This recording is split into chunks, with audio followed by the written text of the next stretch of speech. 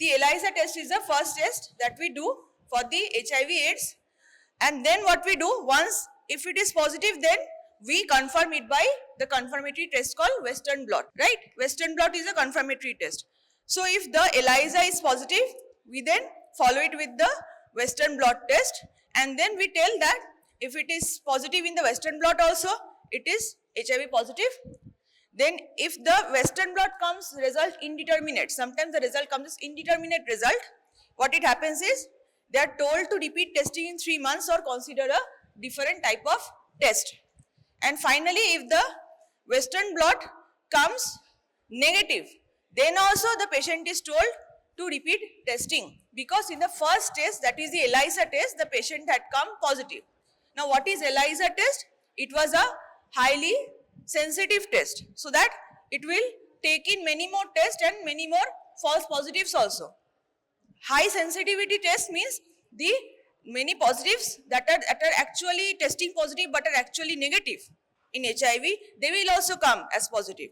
That is a highly sensitive test. They will take those negative patients into account also and show them as positive. So those are false positive. How to weed out the false positive? By doing a highly specific test after that. That is the Western blot test. Through that, the false positives will be eliminated. In the second test, the false positive results will be eliminated. So now we have the actual HIV positive patients in the testing center, and accordingly we will treat them. But if one test is ELISA has come positive at first, then we will consider them positive, okay, until repeat testing proves otherwise. Okay, if one test come positive only, then we will consider preliminary that the patient is HIV positive, unless repeatedly testing proves otherwise. Understood? Okay. So we started then with the control of AIDS. That was the first was prevention method. First was the prevention methods. So we went through education for the high risk groups. We went through the combination of HIV prevention methods. That is a combination of all the methods how to prevent HIV in the high risk groups, and then the prevention of the bloodborne HIV transmission by screening the blood products. Then we learnt about the ICTC center, okay, HIV testing and counseling center. Now we will go towards the antiretroviral treatment. Antiretroviral treatment, what it is saying, that HIV can be suppressed by treatment regimens composed of combination of 3 or more ARV drugs, that is antiretroviral drugs. So it is at least should be a regimen of 3 drugs, and it can be more also depending on the risk factor or the vulnerable group of the patient. So current ART does not cure HIV infection, but highly suppresses viral replication within a person's body. So the viral load is very much suppressed. Now there are many regimens. So before understanding this sentence, we will look at this diagram. How the HIV virus infects a cell, a healthy cell. What it does is, firstly the HIV virus, it binds to the cell membrane, right? It binds, then there is a fusion with the cell membrane. It enters the cell membrane, then the viral RNA is released into the cell. Viral RNA, then there is the reverse transcriptase that converts it into RNA to DNA, right? RNA to DNA, it gets converted by reverse transcriptase. It enters the nucleus of the cell. There what is happening? This integration with the DNA. Then what happens is the transcription occurs. Now whatever this RNA, what happens? It then forms a viral core structure in the cell itself, and then it bursts forth from the cell. Right? It bursts forth from the cell. So that is how it destroys the cell. The HIV cell destroys the immune cell.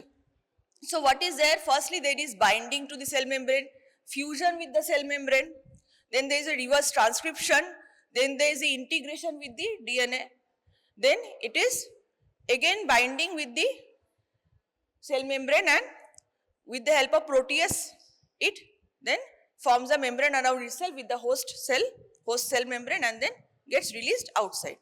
So in each of the step we can give a drug. Each of these steps we can give a drug, and then we will try to inhibit the natural process of the HIV virus replication. So what is that? There is a fusion inhibitor, there can be the reverse transcriptase inhibitors, there can be the integrase trans transfer inhibitors, and then there can be the protease inhibitors, broadly, okay. Firstly, so there can be fusion inhibitors, there can be reverse transcriptase inhibitors, there can be integrase inhibitors, and there can be then protease inhibitors. So what are these drugs?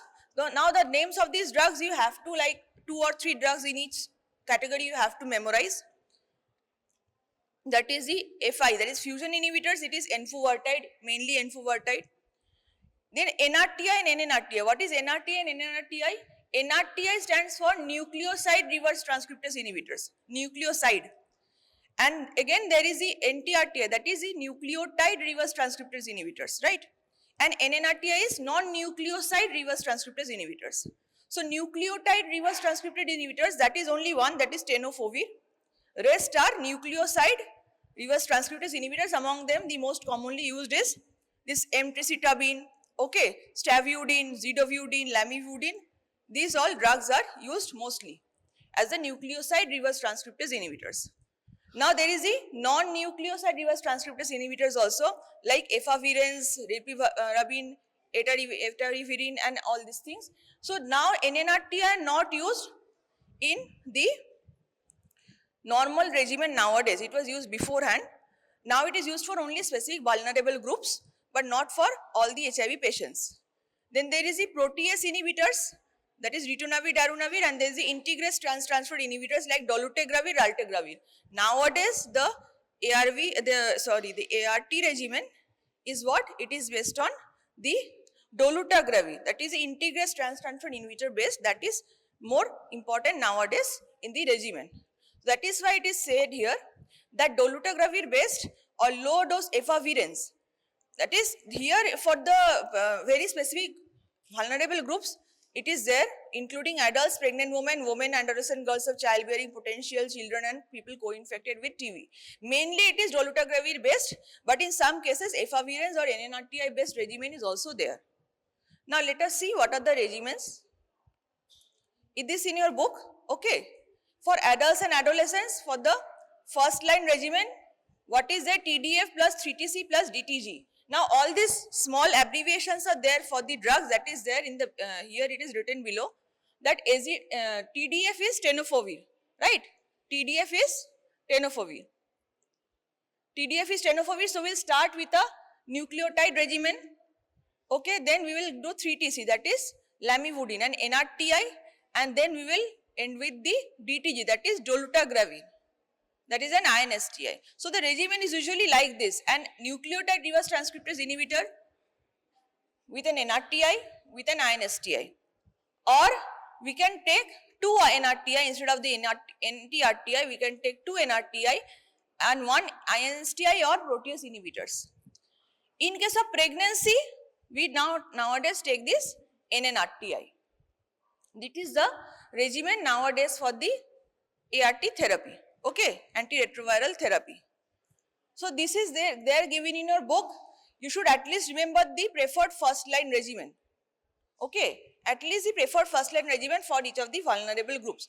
As you can see, it is mainly based on dolutegravir. It will consist of 1 INSTI.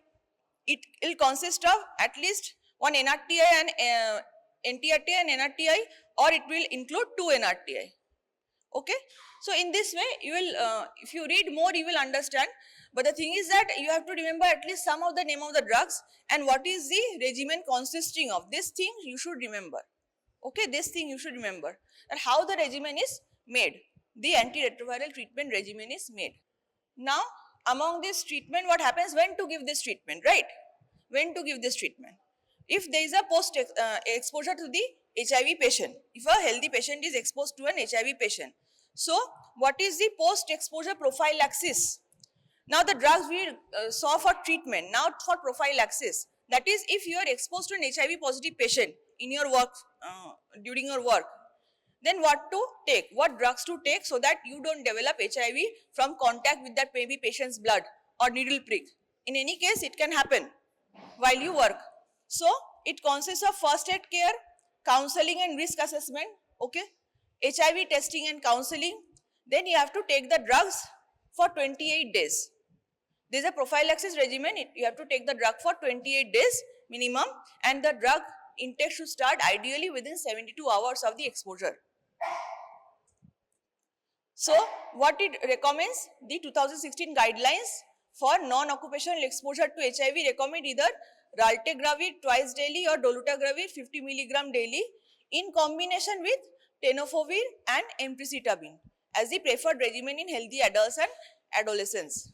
Okay, raltegravir or dolutegravir along with a tenofovir or emtricitabine. So this is the prophylaxis regimen for the HIV. Now for what is the prophylaxis for HIV related infections? Okay, you can, the drug that is used for HIV related infection prophylaxis is cotrimoxazole, that is a fixed dose combination of two antimicrobial drugs, that is sulfamethoxazole and trimethoprim. It is used for severe or advanced HIV clinical disease, that is stage 3 or 4, and or for CD4 cell count that is less than 200. When the patient is very much weakened and the patient has advanced AIDS. So for them to not develop any other infection, what to do? You have to give them cotrimoxazole. It is used as intervention for people living with HIV so that the people don't die from HIV related mortality. Why? Because HIV themselves kill a patient not that much. HIV related infections that happen, that is what is dangerous for the patient. So to prevent that infection in the patient, you have to give them cotrimoxazole. And for TB, what to give? To prevent TB? What to give to prevent TB in HIV patients? Isoniazid preventive therapy. Very good.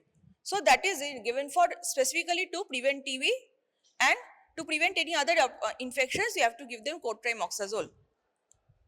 So the antiretroviral treatment, the second intervention is there. First was prevention, second was antiretroviral treatment. Third is specific prophylaxis. So for specific opportunistic infections, you have to give them specific treatment. Like for example, in P. carinae pneumonia, trimethoprim, sulfamethoxazole, pentamidine and dapsone. For Mycobacterium avium, that is rifabutin. Prophylaxis against M. tuberculosis is 300 mg isoniazid daily for 9 months to 1 year. That is the isoniazid preventive therapy. Kaposi sarcoma, it is interferon chemoradiation or radiation. Then cytomegalovirus, ganciclovir, cryptococcal meningitis, fluconazole. Esophageal candidiasis or vaginal candidiasis, fluconazole or ketoconazole. And herpes simplex infection, it is herpes zoster, it is always usually acyclovir. Okay. It is usually acyclovir. And fourth intervention to prevent and control HIV is the primary health care, strengthening the primary health care, especially in the vulnerable age groups like mother and child health. Mother and child, you have to do screening regularly for all mother and children who are coming there so that they are not exposed to HIV. Okay. Then family planning and education. Family planning and education means the education about if the disease can be transmitted from partner to partner, okay, from mother to child, etc. So you have to prevent them at all levels that it can occur. The transmission of HIV can occur. So this is how you prevent and control HIV in the community. First is prevention. Second is antiretroviral therapy through which you can give prophylaxis. Okay. Third is specific prophylaxis for the opportunistic infections. Fourth is the primary healthcare strengthening. Okay, these 4 points should be there in your answer. Now we will move on to the programmatic aspect of the HIV, which can come in your exam as a separate question actually. So, what is the program name? What is the program name for AIDS? Bolo? NACO is the name of the organization. So what is the name of the program? NACP, National AIDS Control Program. Okay. Does it come under the National Health Mission? NHM. NHM এর আন্ডারে বাকি সমস্ত programs থাকে। NRHM, NHM এর আন্ডারে যত রকম programs ইন্ডিয়াতে আছে সব ডিজিজেস এর এগেইনস্টে, ইভেন NCD ডিজিজ এর এগেইনস্টে যা আছে all comes under NHM. Does NACP come under NHM? It does not. NACP is a separate, NACO is a separate department directly under the Ministry of Health and Family Welfare. It does not come under the NHM. Okay. So how did it start?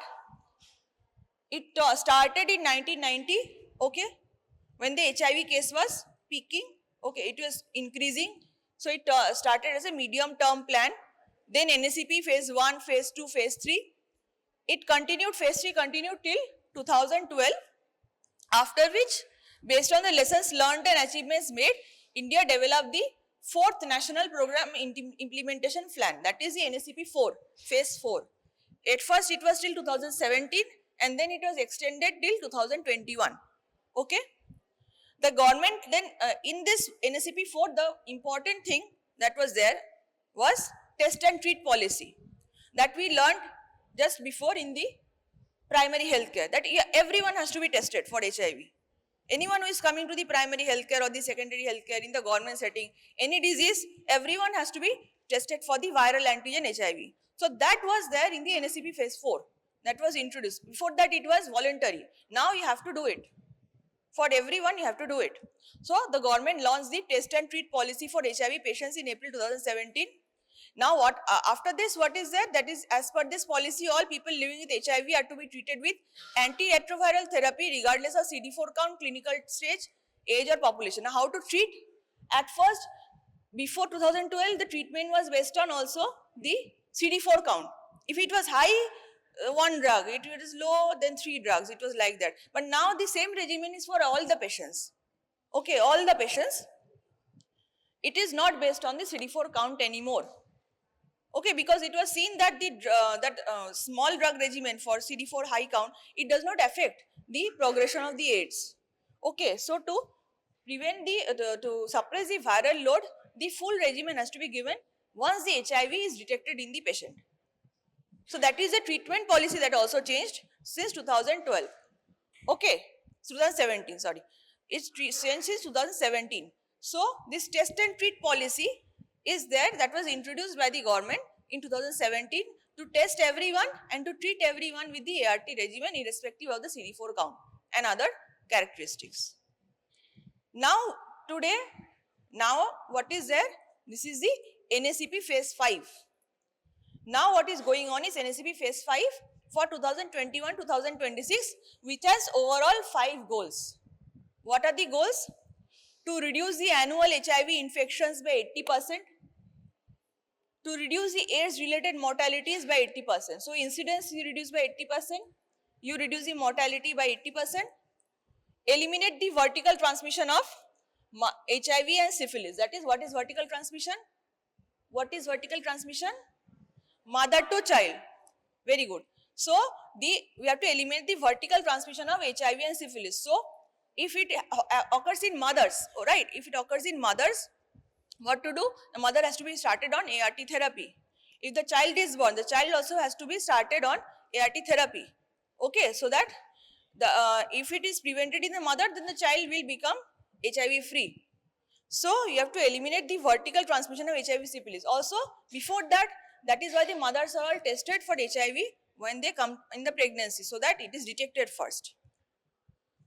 Then to promote universal access to quality STI RTI services. Now under NACP, the management of STI RTI diseases are also there, apart from HIV.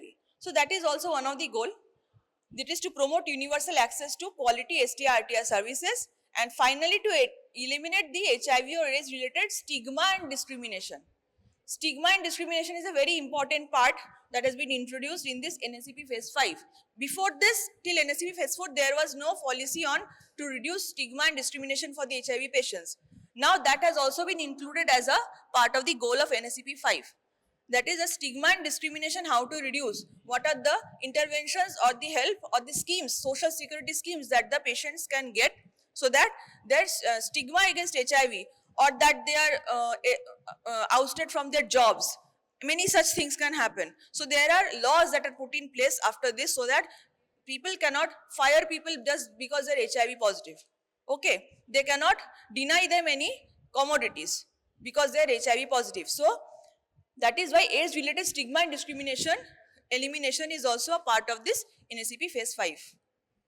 That is a new thing that was introduced in this. Okay, so these are all the overall goals. These are all the overall goals of the NACP phase 5. Now the last day, okay, that we learned, that is 90-90-90 policy, right? What was that 90-90-90 policy?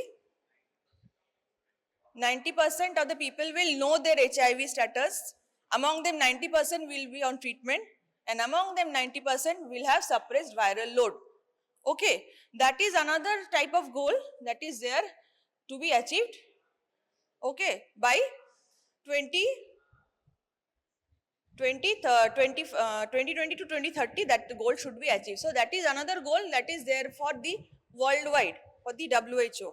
Okay, but this is like in India, the NACP Phase 5 program has these current goals. Okay, that goal is different and this goal is different. So do not confuse between these two. Okay. Now there are some specific objectives. This is, instead of 90, there is 95%. Just like in NCT disease, the world target is different in SDG and India's target is different. That is, India has to achieve all this by 2025 and in SDG it is 2030. So like that also in the overall world goals, the world targets and goals and Indian targets and goals are a little bit different, but it is based on the same thing. Here in NACP Phase 5, those same 90-90-90 targets have been converted here into 95%. Apart from that, it is written that 95% of pregnant and breastfeeding women living with HIV have suppressed viral loads, and less than 10% of people living with HIV and key populations experience stigma and discrimination. So that is the target that you have to achieve so that goals can be achieved. Okay. And there is the STI, RTI prevention and control. There is universal access to the services and attainment of elimination of vertical transmission of syphilis also. So here, in the original goals it is there. Here there is an RTI disease, and again there is the RTI services. So these two are part of the STI RTI elimination plan, and rest of them are related to HIV. Okay. So now there are a lot of strategies that can be there to achieve this objective. So now to achieve these goals and targets, you have to do something, right? There should be something that should be done at every level, at the authority level, at the district level, at the state level, at the PHC level, everything has to be done. So what are some of those strategies that can be done? You can write if some strategies are you are told to outline, then you can write some of these strategies which are very important. Firstly, there is always the targeted intervention. What is targeted intervention? This targeted intervention terminology is very important for HIV. That is not just intervention or drug related or prevention related. It is for high risk groups. Okay, and the breached population. Who are the breached population? The truck drivers, the migrants. They are the breached population. They are always moving from one place to another. Okay, so they are not located in some place or clustering in some place. They are always moving. So you have to target them, the high risk groups and the breached population. So apart from surveillance and monitoring of HIV, continue and evolve the existing peer-led targeted interventions for high risk groups and breached population. Then expand and intensify the coverage of NACP interventions, including what? There are drugs. Okay, there is the HIV screening. But what else interventions can be included under this program? That is the opioid substitution therapy. Okay, so that the patients stop using drugs. Because through the injection of these drugs only the HIV is spreading, right? So there should be opioid substitution therapy among the injecting drug users. There is a link worker scheme strategies for vulnerable and high risk population in the rural areas. Link worker schemes so that they are linked to the healthcare services, because in rural and very remote areas, they might not have the ICTC center or the ART treatment. So someone has to link them to that center, right? The patients. So that is done by the link worker schemes. Then strengthen the population size estimation and field epidemiological intelligence for coverage, expansion and saturation. So now you have to cover and see regularly how many people are contracting HIV or how many people are living with HIV. Universalize the NACP interventions in prisons and other closed settings. Now there are some closed settings where people are not that much interacted with, but they might also have HIV. So that treatment and intervention should also go there, for example, in prison settings. Then preventing the mother-child transmission and RT-STI, blood safety methods, okay. Scale up of HCTS services. HCTS means HIV counseling and testing services. Okay. Scaling up of these services means it is should be implemented at every center, at every level.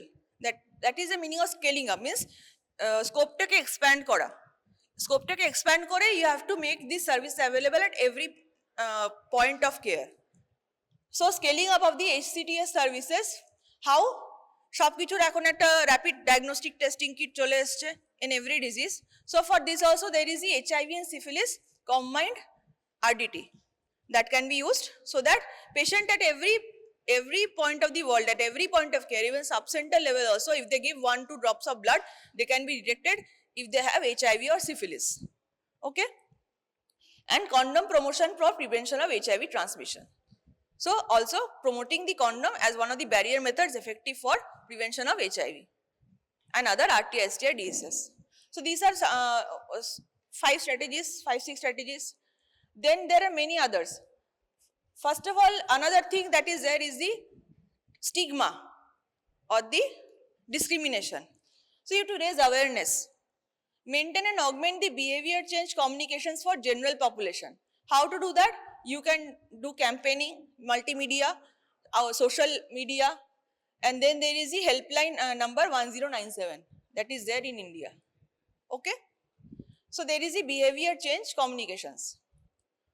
So first, all these things, these are related the infrastructure, right? Where the population and the people and the services are being targeted. Now we are going to the interventions themselves, that firstly we have to do awareness programs and raising awareness through different media, multimedia, social media, toll-free number. Then there is the focus on one health group in particular, that is adolescent and youth population. Sustained focus on the adolescent and youth population. What is that? We can do through that adolescence education program, Red Ribbon clubs, and out of school youth program. So the adolescence education program, Red Ribbon club, these are related to the adolescent and the youth, especially for them, so that the HIV in them can be prevented. So adolescent education program, Red Ribbon club, there are short notes in your park book. Okay, so we will look into that later. Then there is the efficient approaches for active case finding by early detection and strengthening sentinel surveillance. Again, sentinel surveillance also we will see after this.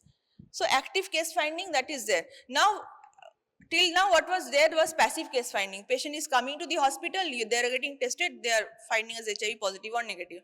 Now you have to go out in the community and test in maybe campaigning, in health camps, in door-to-door campaigning, that whether anyone is HIV positive or not. That is the active case finding.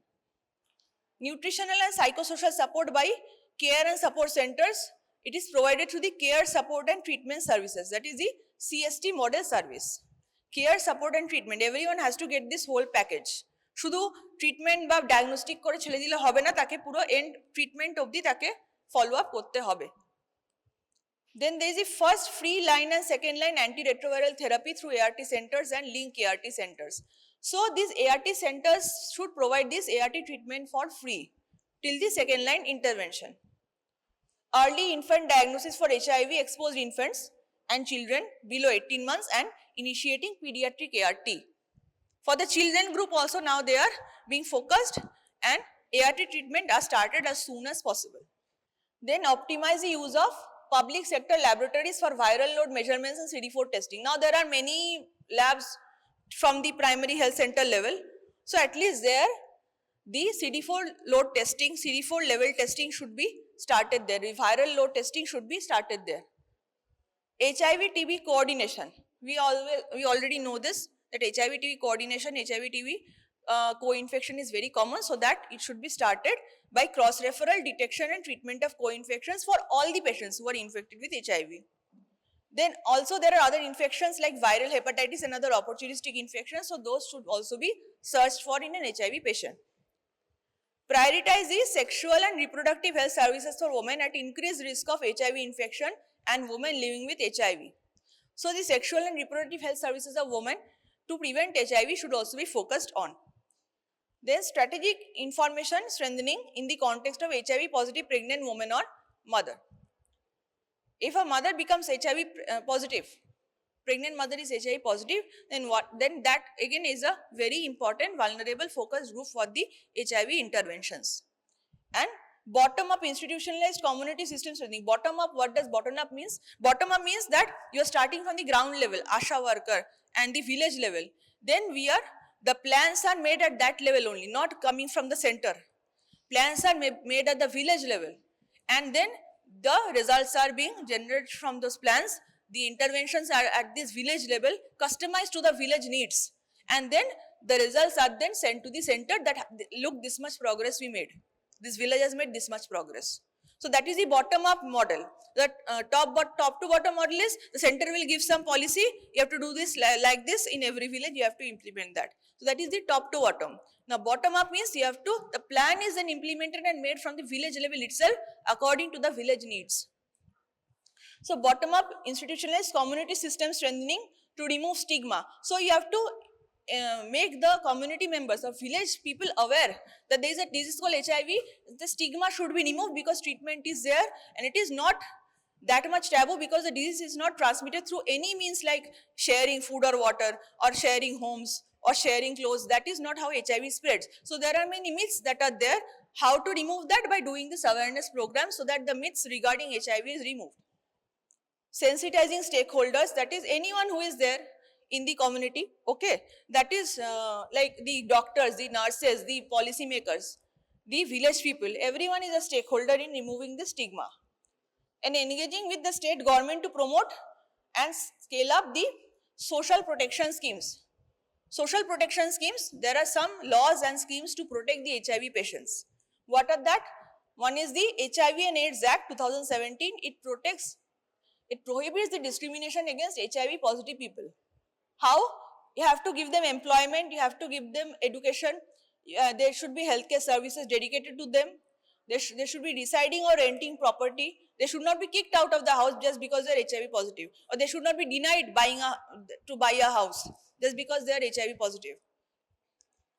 Standing for public or private office and provision of insurance. Just because they are HIV positive, insurance can be denied to them. Insurance schemes can be denied to them. So that should not happen. So this act is there since 2017, HIV and AIDS Act, so that a person who is, any discrimination is made against them in these levels, they can file a case against them so that they can get that right. That is one thing to remove stigma and discrimination that is there in the NSCP phase 5. Then there is the adolescence. We saw that the adolescence education program and the Red Ribbon clubs, it is there in your book. So what is the adolescence education program? It runs in secondary and senior secondary schools to build up life skills of adolescents to cope with the physical and psychological changes associated with growing up. Okay, at that level some counselors are there, okay, and some HIV treatment and testing services can be there if the school implements that. Under the program, 16-hour sessions are scheduled during the academic terms of class 9 and 11. Then State AIDS Control Society have further adapted modules for NGOs, academicians, psychologists and parent-teacher bodies. So, and again the counseling is the main part, and interventions are usually there in the high school, secondary and the senior secondary levels. So sessions are there, like some classes are taken about the raising the awareness of this HIV and RT, STI, DSS. So this is the adolescent education program. Okay, because that is an age that the person is very much exposed to all the risk factors. Like any risk factor, like addiction, there can be addiction risk factor, there can be sexual risk factors. In adolescent is the age that when the person is exposed to those risk factors. So they need to know what are the problems with HIV so that they do not, because that is also an age for experimentation. They also experiment like with drugs. Okay, so what happens is, so that they are entering into this realm of this adolescence and knowing the risk factors behind it, and they are not going in blind. So that is why the adolescence education program is there. Red Ribbon clubs, the purpose of the Red Ribbon clubs is in colleges is to encourage peer-to-peer messaging on HIV prevention and to provide a safe space for young people to seek clarification. So any clarification or any other query the person or any counseling service that the person might require at the college level, there is the Red Ribbon Club. What is a Red Ribbon? That is the sign for the HIV, right? That is sign for the HIV. So that Red Ribbon Clubs can be formed at the college level, so that any person having any counseling related inquiry or queries can seek that service. It can also promote the voluntary blood donation among youth. Now this is a very important thing, that is the HIV sentinel surveillance. HIV sentinel surveillance. After the establishment of the fact that HIV is present in wide geographic areas, the aim of this surveillance was redefined to monitor the trends of HIV infection. So HIV is there in India. Now we have to know in whom the disease is occurring. So we have to do something like HIV sentinel surveillance. Objectives are to determine the level of HIV infection among general population as well as high risk groups, to understand the trend of HIV epidemic, to understand the geographical spread of HIV infection and to identify the emerging pockets, to provide information for prioritizing the program resources evaluation and to estimate the HIV prevalence and HIV burden. Ultimate aim is to understand the HIV burden in the community, and the people and the pockets and the HIV high risk groups that are there, we have to identify them so that we can start the targeted interventions. So the objective of the surveillance is best achieved how? By annual cross-sectional survey of the risk group in the same place over the few years by unlinked anonymous serological testing procedures. What happens is, in certain places, in a district for example, in certain hospitals or in certain centers, they are designated as HIV sentinel surveillance centers. Any patient who is coming there, they are anonymously tested for HIV. Okay, sampling some for a time period, that sentinel surveillance will run maybe for 1 year. Okay, certain all the patients will coming in that time only will be tested, and they are anonymously tested. Okay, if the person wants to know their HIV status, they can know. If they do not want to know, they do not need to know. But that result is then collected, that among all the people tested in those designated centers, what is the prevalence of the HIV or the burden of the HIV. The HIV sentinel surveillance was taken up from 1994 in 55 sentinel sites attached to the existing surveillance centers. Now they are increased up to above 180. Now they have even more increased, but that is the last number of sentinel services, okay, surveillance centers throughout India, and high risk population through targeted intervention and the additional subset of rural samples through antenatal clinics are the key features of HIV sentinel surveillance. Means we have to know that, okay, in around this center, why we have chose this center as a sentinel site surveillance? Because there is a high risk group residing nearby. There is a high risk group residing nearby, or some pockets of population have emerged as HIV hotspots. So I will put a center there for regular testing, for a testing for a certain period of time. And then I'll compare it to the HIV prevalence among the pregnant women, who are the proxy for the general population. Okay, so through targeted intervention sites, I'll take the HIV burden, and then the rural samples to antenatal clinics. I will compare from the HIV data through the antenatal clinics, and how many mothers are coming HIV positive in the general population. So pregnant women attending the antenatal clinics are taken as proxy for the general population, because they are coming to and getting tested. So the results are taken from them, and the high risk groups, they are compared, or the trends are analyzed to see where the HIV is getting more transmitted. So this is the sentinel surveillance. Now a round of sentinel surveillance was there in 2016-17. There are many targeted interventions were there among the high risk groups. Study was there among the breech population. Study was there among the general population. So the sample size was also differing. The duration of study was 3 months. Frequency was done is once in 2 years. Sampling methods, anyone who was available for testing was taken. Okay. Then testing with the linked anonymous with informed consent. Unlinked anonymous with informed consent. So the result will not be linked to their identity. Signed a consent, okay, I'll do this HIV test, but their HIV result in the computer data will not be linked to that person. So it is just for the survey, so that the government can know where the HIV hotspots are. It is not for the patient diagnosis. That is the sentinel surveillance. It is for the benefit of the survey for the government, not the person treatment. Okay, so this is a sentinel service. If a person wants to know, they can know, then they can tell accordingly or sign the consent form accordingly. Again, this serum blood specimen are taken, testing protocol, 2 test protocol, that is 2 tests are done. First is the ELISA, then there is the Western blot. Okay, so these things were done among all these targeted populations, and then the HIV trends among these populations are figured out. The care, support and treatment services component of NSCP aims to provide comprehensive services living with HIV to improve the surveillance and quality of life. So apart from this, the sentinel surveillance, the CST, the care, support, treatment is also done to people. And finally, the country adopted the fast track of 1990, which aims at ending AIDS as public health threat by 2030 by achieving fast track targets by 2020. So now the 2020 was 1990, then now NSCP phase 5, it is 95, 95, 95.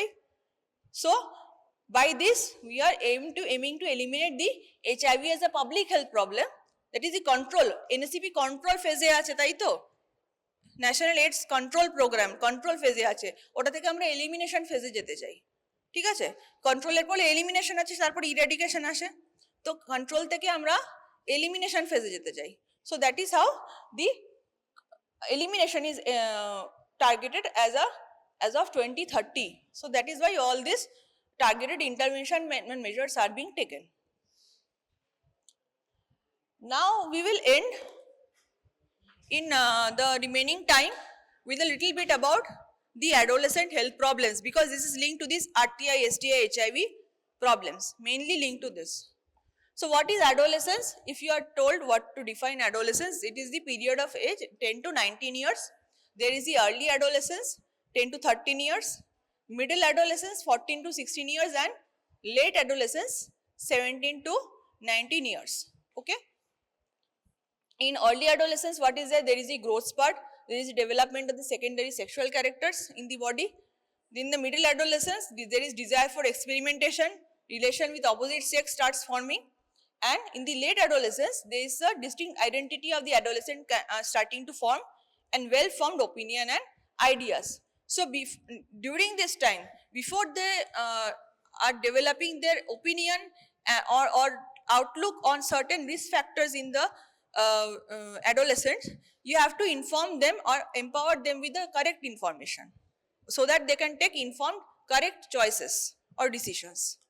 So that is why this period of adolescence is targeted especially for the HIV program. So why adolescent health is important? There can be the risk behavior like desire for experimentation involving in smoking, drinking, sexual intercourse, etc. Okay, without knowing the correct way or knowing the adverse effects.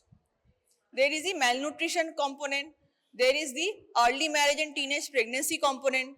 Okay, there are many social and other medical factors that are involved during this adolescent period. Okay, they are not knowledgeable about this information about what can hamper if they are marrying early. Okay, or if you are dropping out of school, or they do not know anything about the contraception, safe abortion, STDs, etc. Then increase in maternal mortality followed by infant mortality is high chance if there is teenage pregnancy.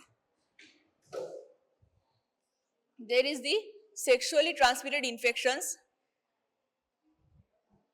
there is the addiction, and then there is the injuries and accidents.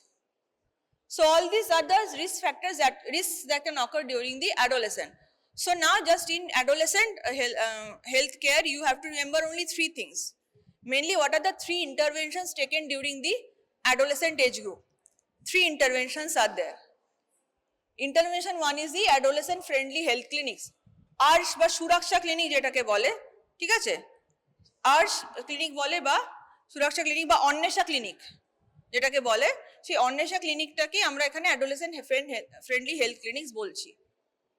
ওকে, কি কি ওখানে পাওয়া যায়? Sexual and reproductive health services, unwanted pregnancy যদি হয় সেখানে ওরা service avail করতে পারে, HIV testing, menstrual problems, nutrition related service, substance abuse related service, injuries and violence like sexual assault, rape, domestic violence, road traffic accident, prevention of NCD and mental health related services as well.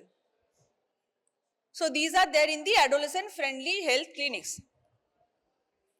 Now it is there usually in the sub-center or the health and wellness centers and above. It can be availed from there. Who are present at the adolescent friendly health clinics?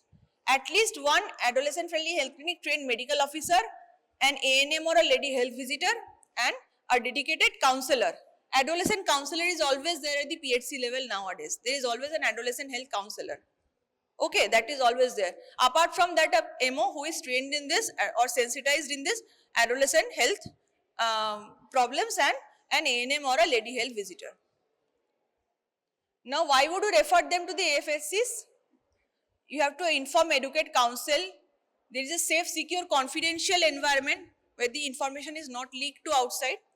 Increase the awareness among adolescent and family members, and developing a positive and encouraging attitude for good health. And finally, you are referring the clients to the tertiary level facilities for all these other programs like de-addiction center, ICTC, ICDS center, counseling, school education, social works and legal system. From there, they are linked to the specific services they require for their problems. Now in this adolescent friendly health clinics, there is the adolescent sexual and reproductive health services. This is a part of that AFSC. Is a part of that AFSC. So what are there for adolescent sexual and reproductive health services? Are key intervention ache. There is a safe abortion care, STI prevention management, IFS supplementation and deworming, menstrual hygiene, promotion of contraceptives, and information and counseling on all the above. So any health problem that is related to the adolescent, they can be availed at the adolescent friendly health clinics or the Annasha clinic. Okay. And outside the FSC, there is a facility-based counseling service, outreach services at college, youth club, vocational training, in the village health nutrition days, etc. There also the services are given at a occasion basis. Organizing community camps on special health days and regular health visits by the peer educators to AFSCs for training. Number 2 is the intervention. Intervention 2 is the what? WIFs and biannual deworming of the adolescents. First was the adolescent friendly health clinic.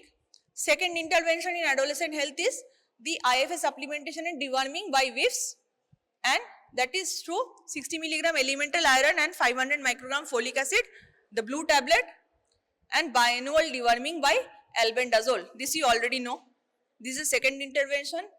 Third intervention is menstrual hygiene, because there are many school dropouts who are undergoing menstruation, okay, and there are still certain population who do not adopt the correct hygienic menstrual practices. So, what are these harmful practices? Lack of hand washing, wiping from back to front, frequent douching, unprotected sex, using unclean sanitary pads, and infrequent changing, unsafe disposal of pads. So, all these problems are there that are the harmful practices related to menstrual hygiene, okay. And there are some myths and restrictions as well. So now what is the intervention for menstrual hygiene? There is a pack of 6 sanitary napkins provided under the brand name Free Days. Eta ashara day 6 taka diye, there are 6 sanitary napkins they can buy, so that they can adopt safe and effective menstrual hygiene practices. Peer education by both boys and girls during the village health nutrition days. Provision of ASHAs, funds to ASHAs to hold monthly meeting regarding menstrual hygiene. Implementation of school and household wash facilities, that is clean water, clean sanitary services should be there at school and at home. So wash component is very important in the, it is water, sanitation and hygiene, wash services is there. So that should be there regarding this menstrual hygiene and schools and household facilities. And then it is all falling under the Rashtriya Kishor Shastha Karyakram, RKSK, that is regarding the adolescents. So this menstrual hygiene is the third intervention that is targeted for the adolescent age group. This is again an IEC material regarding how to safely dispose of menstrual waste, that is it should be disposed in a segregated format in correct dustbin. Okay, it should be wrapped in paper before disposal, it should be discarded in a covered bin, and then it is disposed using incinerators, usually using incinerators at waste treatment facilities. Okay, it should not be discarded indiscriminately or flushed to toilets or you know thrown roadside. So all those are don'ts and these are do's. So this is an IC material that is also taught to the adolescents in these adolescent friendly health clinics about menstrual hygiene. Okay, this is the AIDS তোমাদের তাহলে AIDS disease হলো, control and prevention, NACP হলো NACO and the adolescent health, যেটার উপরে কিন্তু short note আসতে পারে about adolescent হেলথের কি কি ইন্টারভেনশন আছে। 3 interventions, AFSC, then anemia prophylaxis and the menstrual hygiene.